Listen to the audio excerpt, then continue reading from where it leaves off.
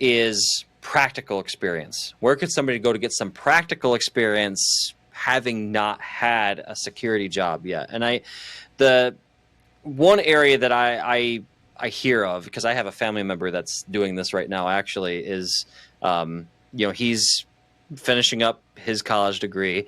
He does a lot of bug bounty stuff. So him and a bunch of his buddies will sit down and try to do bug bounty, for this application over here or this one. So they'll actually try to do what amounts to penetration testing, right, with a given piece of software.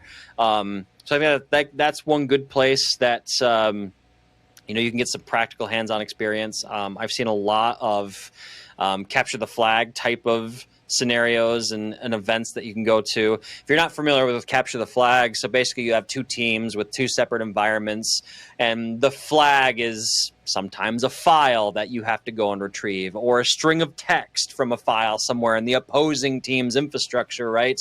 And who captures the flag first, right?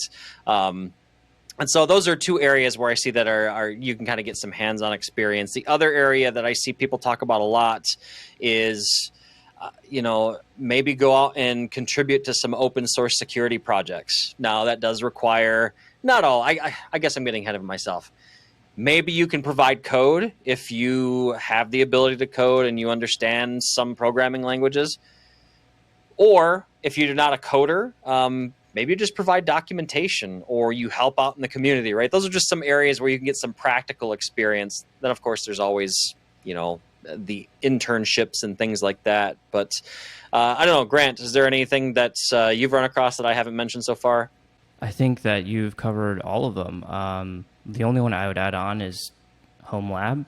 Doing home lab stuff can it be helpful. I mean, of course, it's not going to mimic a real world environment, but or it's not going to be a real world environment, but right. You are simulating components of a network. And so I think that that's one other recommendation that I always provide to people who are wanting to get practical experience. Yep. Good advice.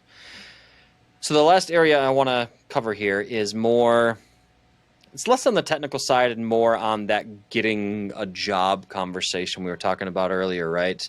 What are some methods and things that people can do to help with that? And the one area, and this is, people ask me about my career, like, hey, what's the skill that has helped you in your career the most? I know tech. I'm good at infrastructure and security. Yeah, like I'm knowledgeable in those areas, but like my real strength is my communications and networking abilities. I say networking, people networking, not, networking. And I do that via conferences and online communities, Discord servers, Twitter, back when it was still Twitter and not called X. I getting involved in those communities, getting to know people,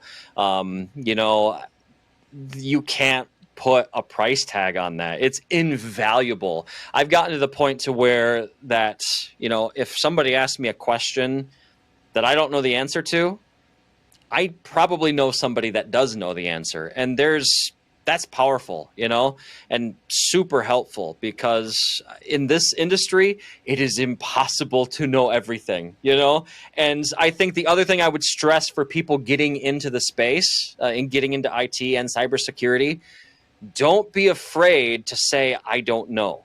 That's completely okay. Last thing you want is to try and flub the answer and then it causes an outage or somebody to get compromised or something, right? If you don't know, that's okay. But you know what? I'll go find the answer, right? So I think those are some valuable tidbits